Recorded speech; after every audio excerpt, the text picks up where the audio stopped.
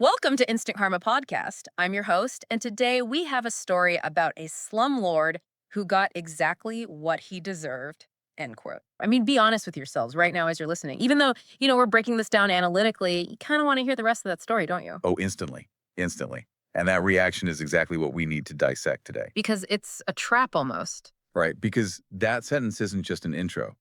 It's a contract. A contract. Yes, it is promising to scratch a very, very specific psychological itch that pretty much all of us have. Okay, let's unpack this. Usually, when we talk about landlords and tenants, the power dynamic is, well, it's pretty clear. Extremely clear. The landlord owns the roof over your head. They have the equity, they have the keys, and usually they have the law on their side. Or at least they have the money to hire people who know the law. Exactly. In a standard economic model, the landlord holds the capital. The tenant is basically just a service user. Right. So if there's a dispute, the person with the asset usually wins simply because they can outlast the person without the asset. They can wait you out.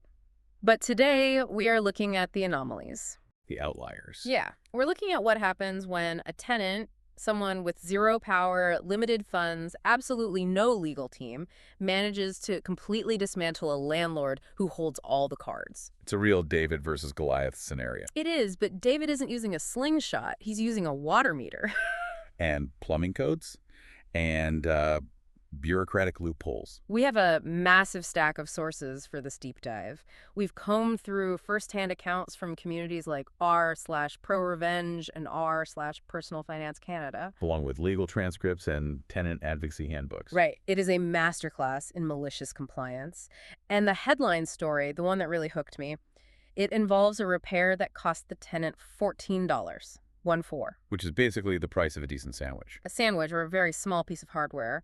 But that same $14 issue ended up costing the landlord $25,000.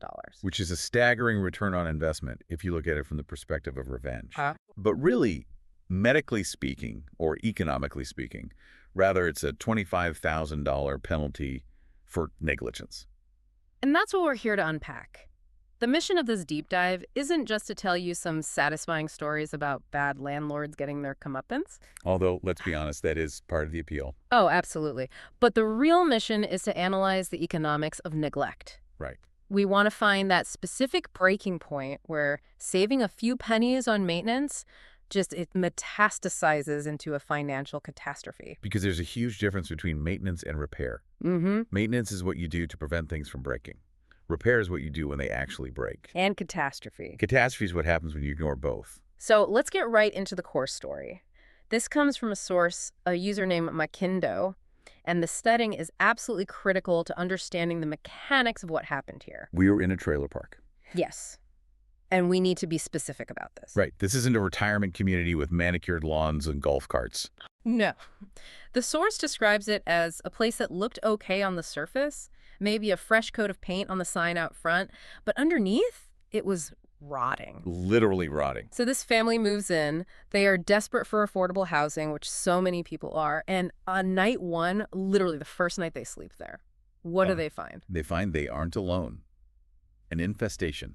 Bed bugs and roaches. Yeah. Immediately. Now, anyone who has rented knows that sinking feeling of finding a bug. Oh, it's awful. But this wasn't just a stray ant. The source details that the roaches had a distinct smell. I didn't even know roaches had a smell. They do, actually. It's an aggregation pheromone. Oh, what? Aggregation pheromone. Yeah. If you can smell cockroaches when you walk into a room, it means the infestation is severe. Ooh. It's an oily, musty, almost sickly sweet odor. It basically implies that there are thousands of them living in the walls. They were immune to the standard poison traps, too. That is visceral and horrifying. So the tenant does the responsible thing. They call the landlord the next morning. And this is the first red flag. The first shot fired in this war. Right. The landlord says, you must have brought them with you. Which is statistically impossible for an infestation of that size to appear overnight. Exactly. But it's a classic slumlord tactic. In economics, it's called externalizing the cost. Okay. Break that down for me. Well, if the landlord admits the bugs were already there, he has to pay for the exterminator. If he blames the tenant, he can try to force the tenant to pay for it. Or at least use it to justify doing absolutely nothing. Exactly. It's gaslighting. Yeah. It sets the tone that the landlord views the tenant not as a customer, but as an adversary. And the conditions just get worse from there. The source describes the water heater literally falling through the floor because the wood was so rotten. Wow. They describe rats and opossums coming up through the heat vents. Which means the skirt of the trailer, that barrier between the ground and the home, is completely compromised. Right. It means the thermal envelope is gone. You are effectively living outside, just with a roof over your head. But the crown jewel of this negligence, the thing that legitimately kept me up at night reading this, is something the family called the stomp spot. The stomp spot. That sounds like a bad dance craze from the 60s. It wish it was a dance craze. It was a literal kill switch for the house built right into the floorboards. A kill switch. Yeah. The source says there was a specific 12-inch radius in the hallway. If you walked over it normally, fine. Okay. But if you stomped on it, click, power goes out to half the trailer. Whoa, pause. That is chemically pure nightmare fuel. Right. Do you know what's actually happening physically for that to occur? I just assumed it was a loose wire or something. It's so much worse than a loose wire. For a physical impact on a floorboard to cut a circuit, you're likely talking about a loose neutral connection, probably in a junction box buried under the subfloor. Which is bad. Which is a massive code violation in almost every jurisdiction. Yeah. You absolutely cannot bury junction boxes. Because you can't access them to fix them. Exactly. So you have a live wire and a neutral wire that are physically separating when the floor vibrates. That creates an arc fault. Electricity literally jumps the gap. Oh my God. And that jump is hotter than the surface of the sun. So every time they stomped on that... Every time they stomped, they were essentially striking a match inside their walls. The fact that the trailer didn't burn down is a statistical miracle. And the landlord knew about this. Reported 3 times, ignored 3 times. So we have established that this landlord is not just cheap. He is recklessly endangering lives to save a few $100s on an electrician. Right. And the family. They are draining their savings. They spent nearly $1,000 of their own money on steam cleaners and chemicals just to keep the bed bugs at bay. Because the landlords refuse to act. Exactly. They are at the breaking point. This is what we call the sunk cost phase for the tenant. They put money in, they have nowhere else to go, and they just feel trapped. Yeah. Usually this is where the landlord wins. Because the tenant just gives up. Right. The tenant eventually leaves, loses their deposit, and the landlord paints over the mold and rents it to the next victim. Usually, but not this time. Because a turning point arrived in the form of a leak. A leak. Yeah. It was a wet winter, the ground was already soggy, and a pipe began leaking behind the bathtub. Now, looking at the landlord's history, the tenant knew exactly what would happen if they called to report it. The landlord would come over, wrap some duct tape around it, and probably blame the tenant for taking showers that were too long. Literally, the source mentions the landlord had previously fixed leaks by just cutting the rotting hose and reclamping it. Wait, just shortening the line? Yeah, shortening the line until it was under extreme tension. Just a ticking time bomb. That's not a fix. That's active sabotage. So the family decides to do something different. They realize they have leverage, and this leverage is hidden in the utility structure of the park. Okay, yes. We need to talk about master metering. Let's do it. Explain master metering. This is the critical economic flaw in the landlord's entire business model. In a modern setup, every unit has its own water meter. You use water, you pay for it. Simple. But in older parks or converted properties, installing individual meters is really expensive. It can cost thousands per unit. So the landlord skips that expense. Right. He installs one giant meter at the street, the master meter. The water company sends one massive bill for the whole park to the landlord, and the landlord pays it. And he probably just bills the estimated cost of water into the rent. Exactly. So if trailer A uses 100 gallons and trailer B uses 10,000 gallons, the landlord just sees a total. He has no way of pinpointing individual trailer usage. You're signing blind.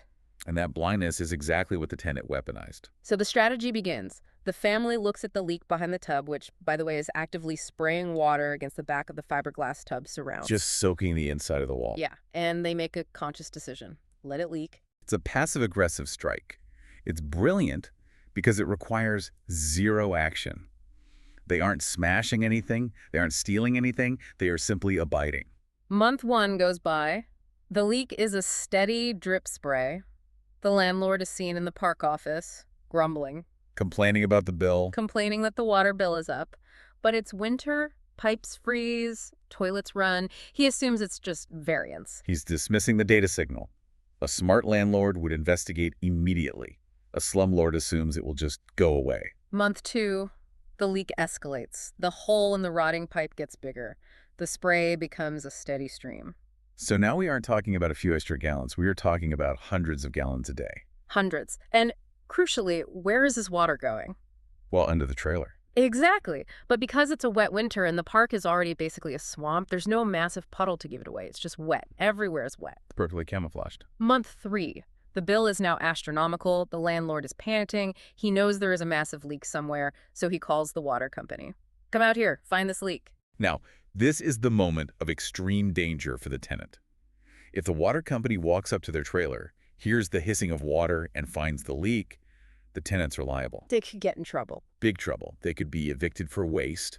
They could be sued for the massive water bill. So what do? This is where the story moves from petty revenge to tactical warfare. They watch for the truck. As soon as the water company truck pulls into the park, the family goes to their main shut-off valve under the trailer, and they turn their water off. This is absolute genius. By closing the valve, they stop the flow instantly. The water company guys get out. They have their specialized listening sticks, their pressure gauges. They go trailer to trailer. They put the stick on the pipe to listen for the hiss of a leak, underground or inside. Right. They get to our hero's trailer. What do they hear? Silence. Because the water is off. There is no flow at all. To the equipment, that trailer looks completely inert. The water company spends hours checking every connection in the park. They find nothing. They scratch their heads, get back in the truck, and leave.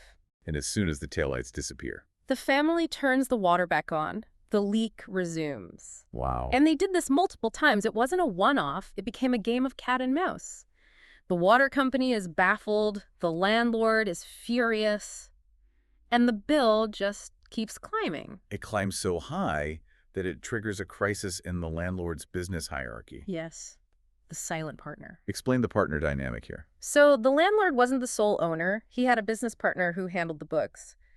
This partner sees the bank account just draining. He sees withdrawals for water utilities that are 3-4 times the normal amount. And he doesn't think it's a leak. What does he think? He thinks embezzlement. Embezzlement, of course. He thinks there is no way a water bill is this high. You are skimming money from the company and labeling it as utilities. This is the butterfly effect of negligence.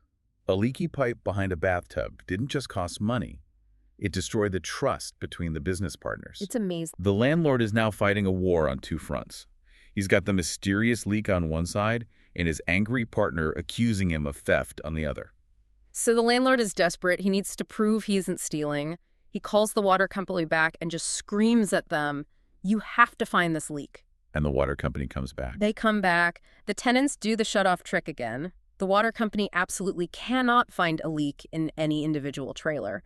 So they come to the only logical conclusion left. What was the diagnosis? It's a process of elimination. If the leak isn't in the trailers, and it isn't at the street meter, it must be in the infrastructure between them. Right.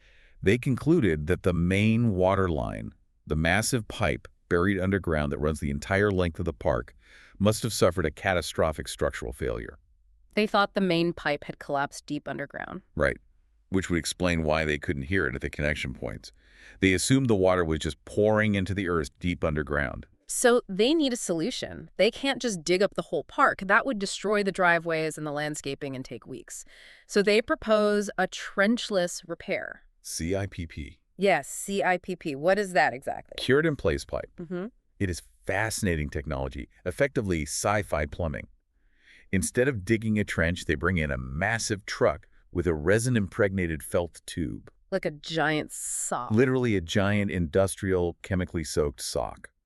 They use water or air pressure to invert this tube into the existing underground pipe. It unrolls inside the old pipe, pressing against the walls. Okay. Then they pump in hot water or steam to cure the resin. So they are building a brand new plastic pipe inside the old metal pipe. Exactly, but the logistics are intense. Yeah. You need bypass pumping to handle the sewage and water while the main line is blocked. You have massive trucks running 24/7. I can't even imagine the disruption. And the smell. The Yeah. styrene in the resin has a very distinct, heavy chemical odor that just blankets the whole neighborhood. So for 5 days, the whole trailer park is smelling chemicals, watching crews in hazmat suits, hearing generators hum. It's a full-scale military operation. Mhm. And remember, the landlord is watching this happen, knowing the meter is ticking. Every hour that crew is there is costing thousands of dollars. Okay, Expert speaker, I want you to guess. Or, well, you know the number, but let's build the suspense. What do you think the final estimate was for this 5-day chemical injection? I know the number, and it still shocks me. $25,000. 25 grand. To line a pipe that? Was perfectly fine. The main pipe was completely fine. The structural integrity of the main line was 100%. They were applying a $25,000 cast to a leg that wasn't broken. It's unbelievable. But the landlord paid it because he had to clear his name with his partner and stop this phantom leak. So the crew finishes up, the chemical funk clears, the landlord thinks, finally, it's over. The water is turned back onto the park. And what does the family do? This is the best part. Once the heavy machinery is gone, the tenant goes into the bathroom. They pull off the access panel behind the tub. They look at the pipe that has been spraying water for 3 months. They take a wrench, they remove the broken section, and they replace it themselves. And how much was that part? $14. $14. Probably a flexible connector and 2 hose clamps from the local hardware store. Versus $25,000 in unnecessary industrial lining. The math on that is just, it breaks my brain. And the aftermath? Did the landlord survive this financially? He did not. The financial hit, combined with a massive rift with his partner over the embezzlement accusations, it was just too much. He sold the park shortly after. He folded. He completely folded. Yeah. He realized he didn't have the competence or the capital to manage the property. And the family. They moved. They used the 3 months of chaos to save up. And they moved to a clean apartment with a landlord who presumably answers the phone. And no stomp spot. And definitely no stomp spot. Let's pull back for a second. You mentioned deferred maintenance earlier. Is this just a story about one really stupid landlord? Or is this systemic? Oh, it's highly systemic. It is the defining dynamic of the slumlord business model. The goal is to extract maximum rent while putting in minimum capital. Right. Every dollar spent on repairs is viewed as a loss by these types of owners. But what this story illustrates so brilliantly is that maintenance isn't a loss. It's risk management. Risk management. Okay. By ignoring the small requests, the rats, the rotten heater floor, the bug, the landlord created an intensely adversarial relationship. He turned his customers into enemies. Yeah, they hated him. If he had fixed the heater, the tenants might have called him about the leak immediately. They might have said, hey, heads up, pipe's leaking, we shut the water off for you. So the $25,000 wasn't just for plumbing, it was the jerk tax. It was the accumulated debt of his bad behavior. He thought he was saving money by ignoring them, but he was actually accruing a liability that eventually bankrupted him. I love that concept, the jerk tax. It's very real. Okay, so that was physical infrastructure. But there is another battlefield in renting that is just as vicious, but it's purely bureaucratic. I want to talk about the deposit wars. Ah, yes. The security deposit. The ultimate hostage of the rental world. It really feels like a hostage situation sometimes. I have your money, and if you want it back, you have to jump through these flaming hoops. That's exactly how many landlords treat it. They view the deposit as a renovation fund to upgrade the unit for the next guy, rather than the tenant's money that is just being held in trust. So let's look at our next case study. A tenant moves out of a duplex. By all accounts, they were good tenants. They even did the landlord a huge favor upon moving out. Right. The tenant extended the utilities in their own name for weeks after moving out, so the landlord to do renovations. Which is incredibly generous. It is. That's the tenant taking on liability. I mean, if a pipe bursts during renovations, it's on the tenant's water bill, just to be nice. And how does the landlord repay this kindness? He sends a list of deductions that reads like a work of fiction. First up, pet odor. The tenant had pets, so the landlord just assumed he could stick them with a blanket cleaning fee. It's a very lazy deduction. But the tenant had a professional cleaning invoice proving a pet odor enzyme treatment was already done, so the landlord had to drop that one. Good. Then, carpet stains. The tenant actually accepted that one. Fair is fair. They stained the carpet. Okay, so that's reasonable so far. But then, excessive nail holes. There it is. That's the petty icing on the cake. Why is that petty? If I put holes in the wall to hang stuff, shouldn't I pay to fix it? It depends on the size. But in almost every jurisdiction, small nail holes used for hanging pictures are considered normal wear and tear. Oh, really? Yeah. You cannot charge a tenant for simply living in the house. A landlord is legally expected to paint between tenants anyway.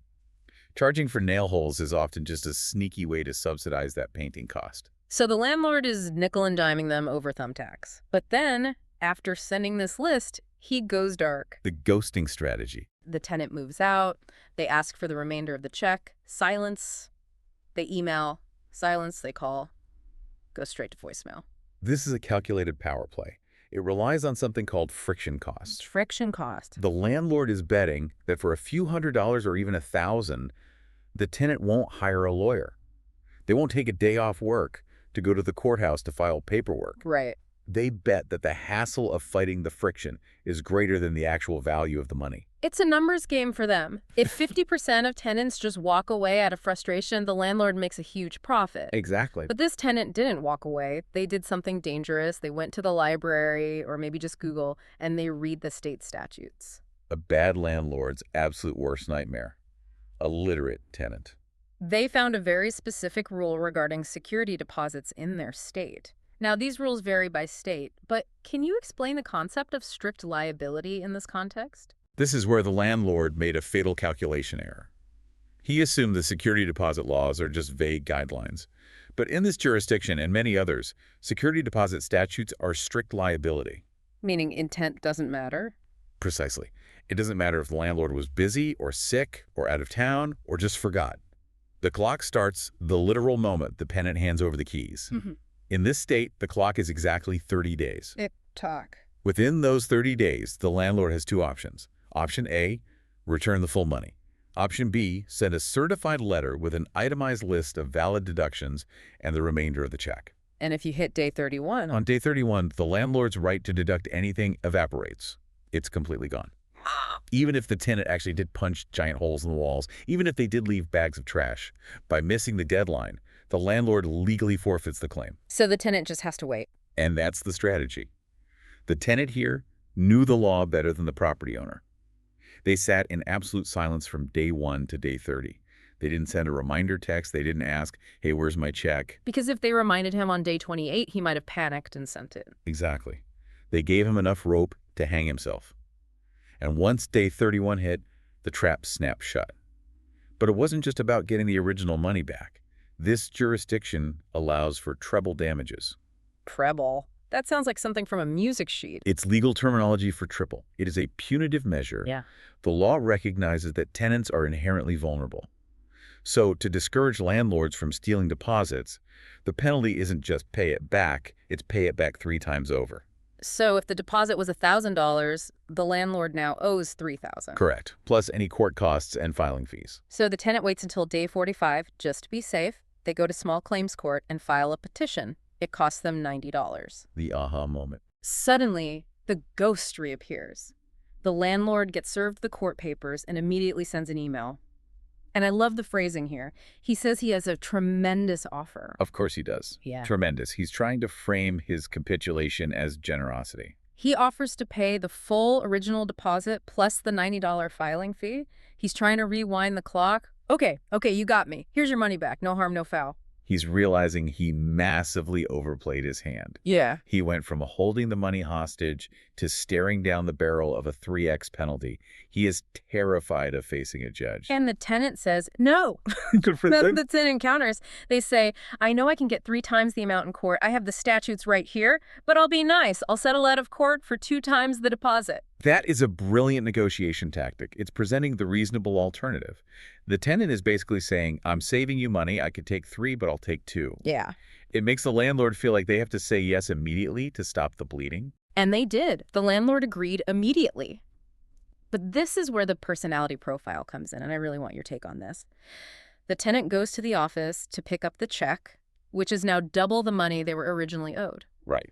The landlord hands over the check, but he still tries to show them the list of deductions. He's pointing at a piece of paper saying, but look at these nail holes, look at these stains. That is such a fascinating psychological insight. Yeah. It shows that for the landlord, it wasn't just about the money anymore. It was about being right. Yeah. It was about his ego.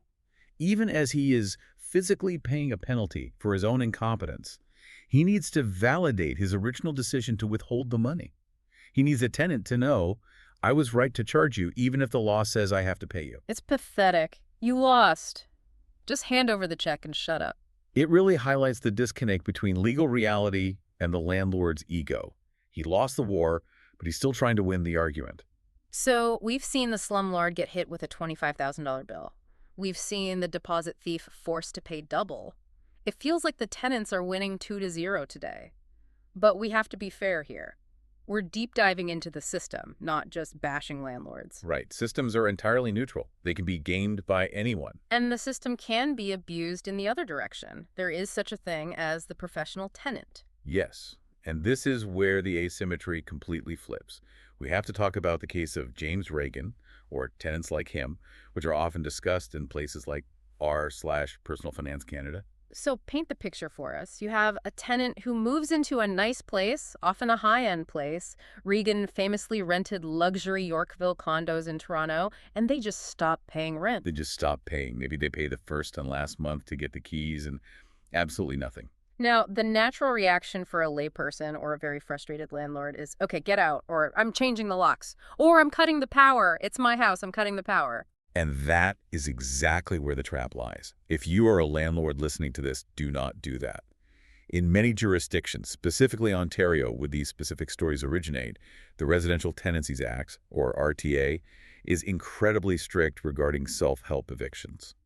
Self-help eviction. That's the legal term for a landlord taking matters into their own hands outside the court system. It is strictly illegal to alter locks. It is illegal to cut utilities. It is illegal to harass the tenant. Even if they haven't paid rent in 6 months. Even if they haven't paid in a year. If a landlord cuts the power in Ontario, they can face personal fines up to $25,000 from the board.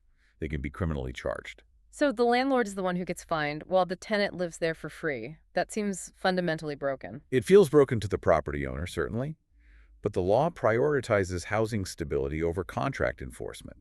The police view the unpaid rent as a civil matter. Right, they won't get involved in rent disputes. Exactly. They won't arrest someone for not paying rent that's a debtor's prison, and we don't have those anymore. But they will intervene if a landlord tries to physically remove a tenant, because that's a potential assault or a breach of the peace. So the landlord is stuck in this legal quagmire. They have to go to a board. The landlord and tenant board get an eviction order, wait for the sheriff. And professional tenants know exactly how to delay this process. They request adjournments. They claim they weren't served papers properly. They claim the landlord refused maintenance using the exact same laws that protected our trailer park hero to stall the eviction. It can take months, sometimes years. And here's the thing that confuses me. If the court eventually says, okay, tenant, you owe $20,000 in back rent, why doesn't the landlord just collect it then? This brings us right back to asymmetric warfare. It's all about assets. A landlord, by definition, has an asset. They have a house. Right. That house can have a lien put on it. It can be targeted for fines. The landlord is a stationary target with something tangible to lose. And the professional tenant? They often have absolutely nothing. No assets on paper. No fixed address once they finally move. Maybe they work under the table or move from gig to gig.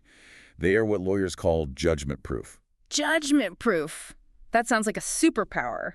It sort of is, in a dark way. Yeah. You can have a piece of paper from a judge saying this person owes you $1 million. But if they have $0 in their bank account and no property to seize, that piece of paper is worthless. You can't get blood from a stone. That is terrifying for a small mom-and-pop landlord. It is. That's why you see landlords offering cash for keys. Wait, paying the bad tenant to leave? Yes. The landlord calculates the legal fees and the lost rent, say $10,000 over 6 months of waiting for a hearing. They realize it's actually cheaper to give the tenant $2,000 cash today just to hand over the keys and walk away quietly. That feels like extortion. It is extortion, but it's legal extortion within the framework of the RTA. It illustrates perfectly that tenancy laws are a blunt instrument. They are designed to protect the vulnerable, like the family in the trailer park, but that exact same shield can be picked up and used as a sword by a bad actor who knows the rules better than the owner. It really is a double-edged sword. It's all about who possesses the knowledge. In the deposit story, the tenant knew the 30-day rule better. In the professional tenant story, the tenant knows the eviction timeline better. Knowledge is the ultimate leverage. Speaking of knowledge and leverage, I want to pivot briefly. We've been talking housing, but this dynamic power versus leverage, it happens everywhere. We found some incredible examples in the source material regarding the workplace and even social circles. Oh, the workplace one is a classic case of underestimating human capital. Yes, this is the story of TC Rambo. Great username, by the way. Very descriptive. So TC Rambo is a loyal employee.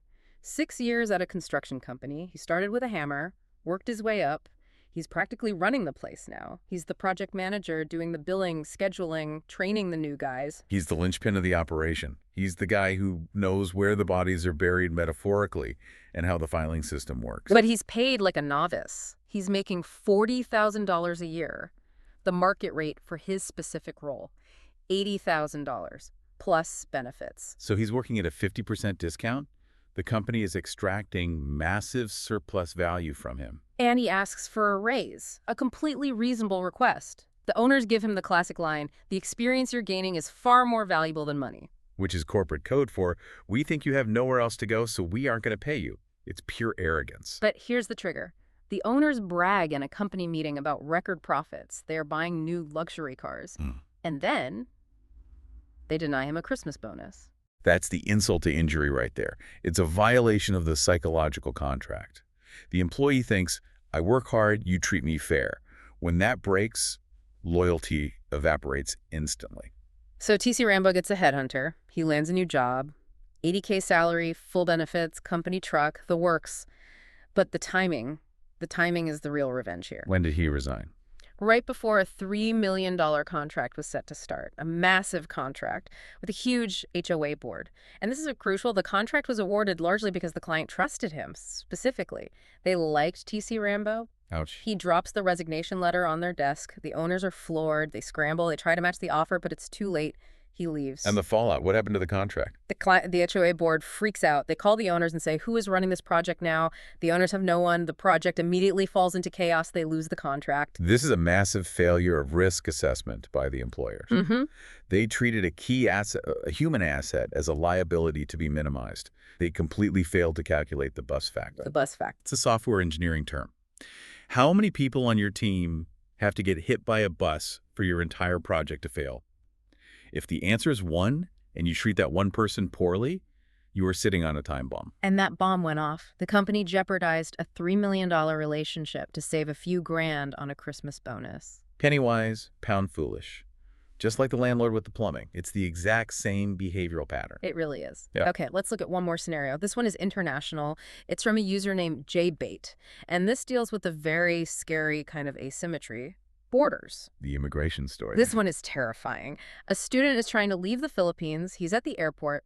A corrupt immigration officer, let's just call her Lee, confiscates his documents. She claims there's a problem with his paperwork. Which is a complete lie. Total lie. She demands a bribe, $100 or she won't give his passport back. This is extortion.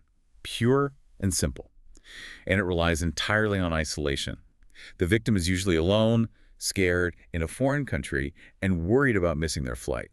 They pay the $100 just to make the problem go away. It's a predatory tax. But Lee made a mistake. She targeted the wrong student. Who was he? His dad used to work for the airport leadership. He had deep connections.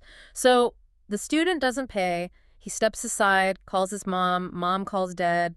Dad calls his old buddies. The network activates. While Lee is sitting there smugly waiting for her $100, the door to the office bursts open. A stream of managers, supervisors, and department heads walk in. They all know this kid. They're like, hey, look how much you've grown. And Lee is melting into her chair. She is in absolute panic. Then the head honcho walks in, Lee's boss's boss. He literally used to babysit the kid. Game over. Lee was fired on the spot and blacklisted from all government jobs. This analyzes really well into our theme today.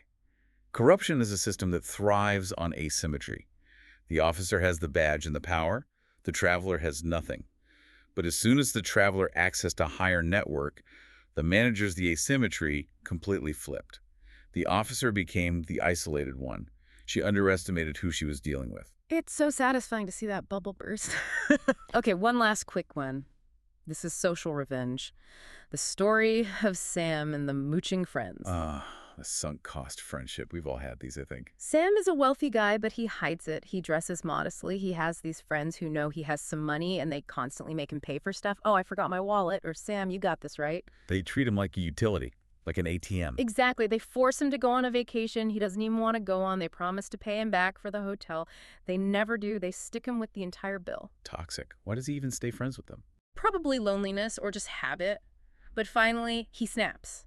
He hatches a plan. He convinces them to go to a very fancy restaurant for a quote-unquote celebration, and he hypes up this specific dish. the gold leaf steak or something similar. How much is this cake? $1,000. $1,000 for one dish. That's absurd. It was a publicity stunt by the restaurant.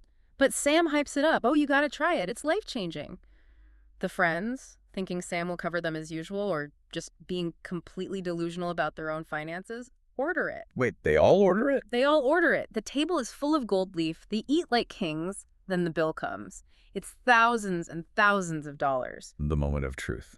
The waiter asks how they want to pay. The friends all look at Sam. Sam looks at the waiter and says, "Separate checks, please. I'm paying for mine." Oh, the silence must have been deafening at that table. He pays his share, maybe $100 for a salad and a drink, and stands up. The friends start panicking. They try to put down their cards. Decline. Because they don't have the money. They were banking entirely on the Sam scholarship. So Sam just leaves them there? He walks right out. The restaurant calls the police. A report is filed. They are held accountable for theft of services. This is a harsh lesson in financial boundaries. Sam let them dig their own grave. He didn't force them to order the steak. He just removed the safety net they assumed was there. And that's a common thread, isn't it? In every single one of these stories, the trailer park, the deposit, the workplace, the airport, the restaurant, it all comes down to one word: underestimation. Absolutely. It is the fatal flaw of the powerful.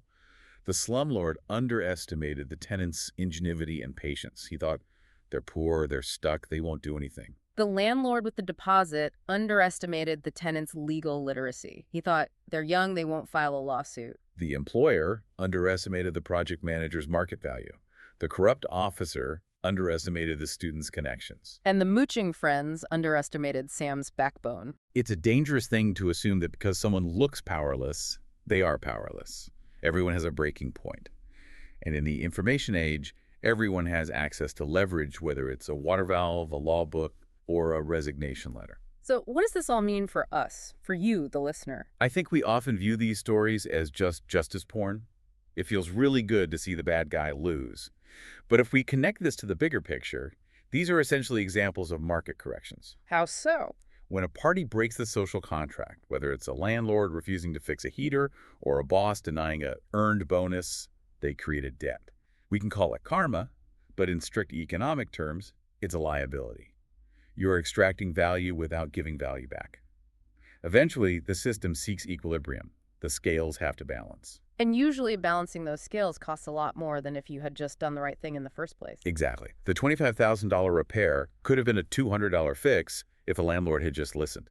The treble damages could have been zero if a landlord had just sent the check. The cost of being a decent human being is surprisingly low compared to the cost of being forced to be one by a court order. Well said. This has been an absolute pleasure. I will never look at a water meter or a stump spot the same way again. Listeners, we want to leave you with a provocative thought today. We often think of karma as this mystical force, something cosmic that happens in the next life. But in these cases, karma wasn't magic. Karma was just a water bill. It was a court filing. It was a resignation letter. It makes you wonder, who is accruing karma debt in your life right now? Are you the one ignoring the leak? And more importantly, what happens when the bill finally comes due? Something to chew on. Until next time, keep your pipes sealed and your deposits documented. Thanks for listening.